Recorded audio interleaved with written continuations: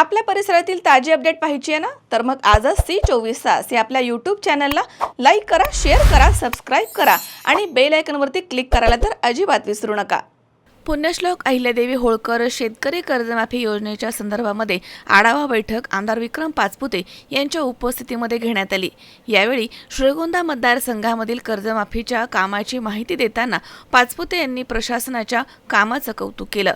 श्रीगोंदा तालुक्यातील सुमारे 41,300 तर नगर तालुक्यातील 4,200 अशा सुमारे 46,500 शेतकऱ्यांची माहिती अपलोड करण्यात आली आहे. या सर्व पात्र शेतकऱ्यांना लाभ मिळाल्यास सुमारे 716 कोटी 50 लाख रुपयांचा लाभ मिळण्याची शक्यता असल्याचे त्यांनी म्हटलंय.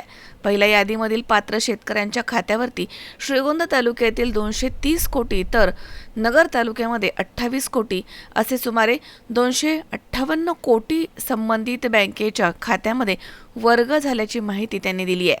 प्रशासन अधिकारी, कर्मचारी तसेच सोसायटीच्या सचिवांचे त्यांनी विशेष आभार मानले.